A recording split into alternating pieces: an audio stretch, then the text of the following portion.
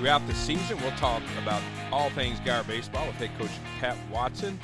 We would like to thank our Gyre Baseball Booster Club and all our sponsors that make this program a success. Good morning, Coach. Good morning. How's it going today? Good. I know you're on your way up to the ballpark. Didn't even realize it was spring break till Sunday because, baseball players do not get to experience spring break like a lot of the other Gyre students that are out, in the mountains of Colorado skiing and things like that. Do you get a sense that any of the kids would rather be skiing right now, or are they 100% locked in on baseball? Well, being a high school kid and everything, you'd hope that they're 100% locked in. We did give everybody throughout all three teams off on Monday. The freshmen are off on Tuesday as well. We brought up some of the varsity pitchers and catchers yesterday at 9:30 in the morning. We practiced at 10:30, went to about 1, and we're going to do the same, this morning and keep it kind of light where they have at least most of their day, just kind of keep our skills up, but also give them a little bit of time on their own so they're not baseballing all the time. We've had 2 hard weeks of baseball, where we're up here 6 days a week, and it's, a little break at this point in time coming up before our next tournament is huge, and I think we all needed it, a break off on Sunday and Monday to get some rest. I know everybody was a little tired after coming back from those 6 games and basically 10 days, 12 games. Good to have a mental break as well as a physical break. A lot of physical demands on high school athletes today. All the off-season work they did, and now the season's well underway. We'll meet the Wildcats, kick things off, and what a great success, Coach, that was having Bump Wills, former Texas Ranger second baseman, come out and keynote the night. Like you mentioned, you got 2 tournaments are in the books, and you get your team 6 more games of really tough competition before district play starts next Tuesday night at home against Keller Central. But before we talk about your varsity, let's talk a little bit about the freshmen. I know you're high on the freshmen. Coach Mike Weatherford had a chance to visit with Coach Weatherford, and he said, just kind of wrapping things up, this freshman season, they're off the great hitting team, great pitching, solid defense. He says, quote, Wildcat baseball has a bright future with this class. He mentioned Josh Lumsden has been really solid on the mound, as well as Lane Allen, Nick Davis, Cole Lozier, and then the team has a lot of really explosive and exciting hitters like Allen, Jackson Arnold, and Jack Caganello, and already 22 stolen bases. Really excited about the team speed. They're off to a 5-2 record with 2 tournaments. Also played in a JV tournament, and he says they really,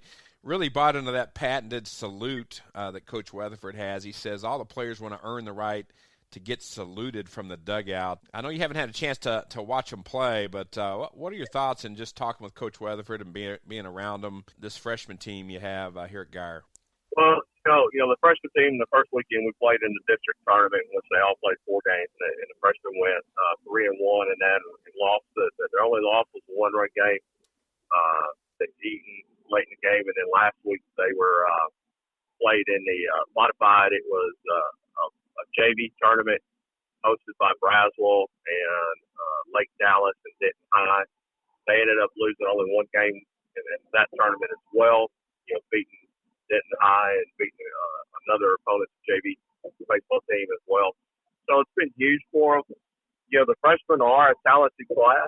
We have actually, we pulled 2 of their best pitchers up, and they're playing on the JV, and one of them this week we're taking with us to the varsity tournament. So, the freshmen are doing all this, and they're minus 2 players as well, 2 good arms, and they're, what it does, it enables other guys to step up and to be able to help out. And, when they get the playing time, it only helps the future of the program get a little better.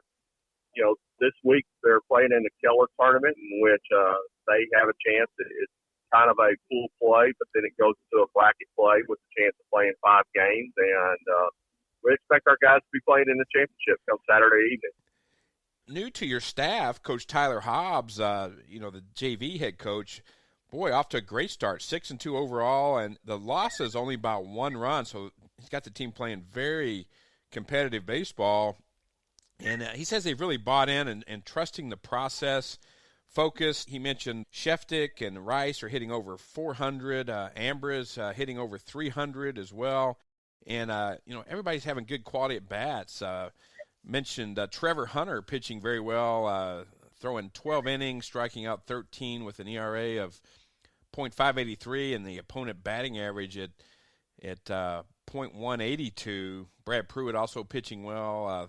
He's tossed 7 in the third inning, striking out 13 with an ERA of 1.9 and opponent batting average of only .43. So I know you've had a chance to see the JV play a little bit, and you see him virtually every day at practice. What are your thoughts on how JV's coming along? Yeah, they've been battling. A couple guys have been battling injuries. They come up and thought they had some sicknesses and that. So they're a team that's they kind of get plucked from, and each and every week they've had to battle and find a way. Their one loss on the year was to South Lake Carroll, in which it was tied up going into the seventh inning.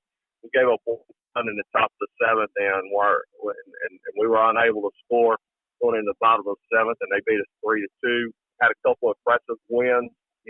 One of the games they came back and they walked it off against Keller in the bottom of the seventh, and Pat Pruitt had a no-hitter going into we had to pull him because of the pitch count. We don't want to run him up early on. The first pitches we keep it down, wanting to keep it down to a manageable number and that. But it's a team that there's not a whole lot of them on the team, but they're up battling each and every week. And last weekend they, overall they're 6-2 right now. They went 3-1 in one tournament and went, the modified stuff that bracket, not everything that they went to this past weekend. They lost one game, which was to Coppell, 1-0, in which Coppell scored in the bottom of the sixth. And so, they're the good thing is they're playing in tight baseball games. They're learning how to win those games, and that's only going to help them for the future.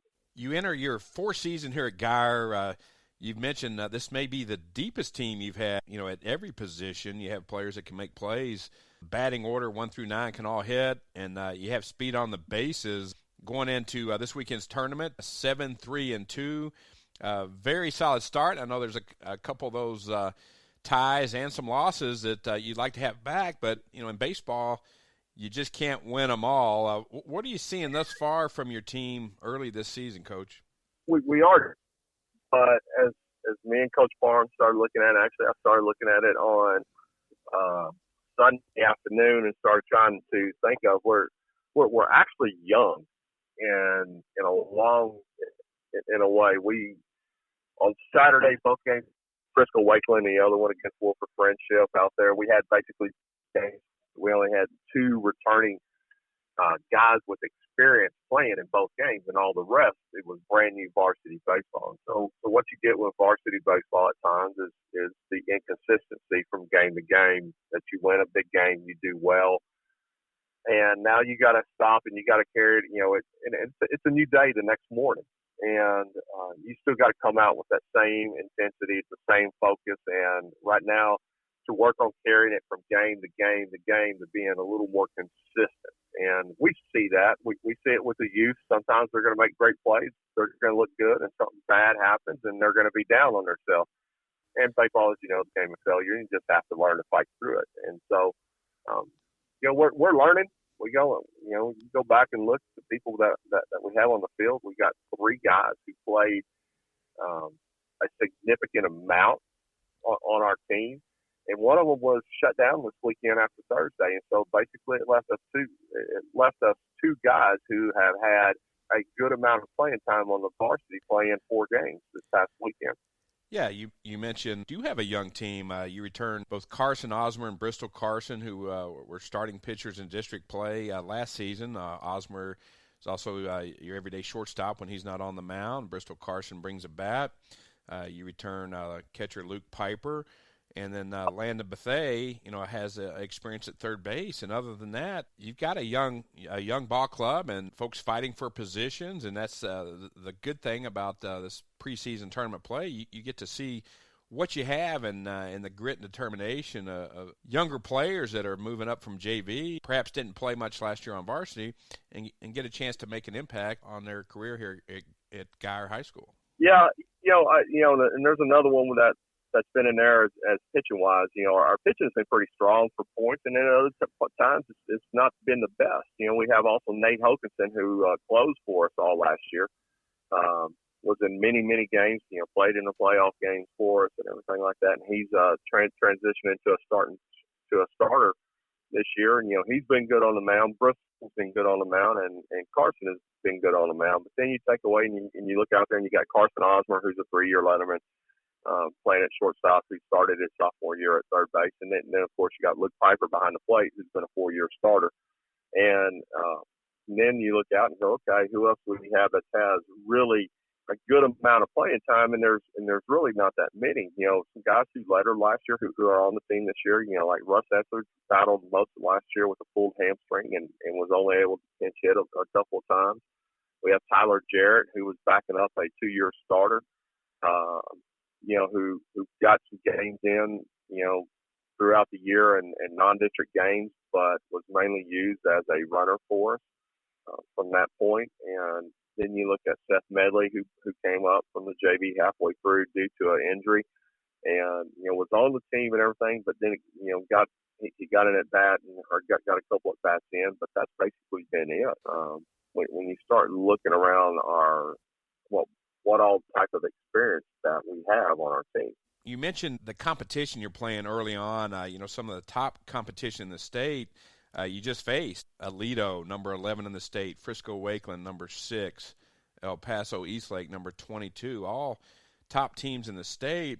You roll into the Highland Park Tournament with some best teams that you'll face anywhere, much less North Texas. But how do you approach tournament season? Like you just mentioned, you don't have the depth of your starting pitcher to go 6 games in 3 days. How do you approach it from a coaching perspective versus district play? Well, you try to find out who can do what in what positions and throughout. And a lot of it as you go into tournament play is, you got to base a lot of things off of, you're going to need 6 or 7 pitchers for the playoffs, and you got to find some guys who can step up.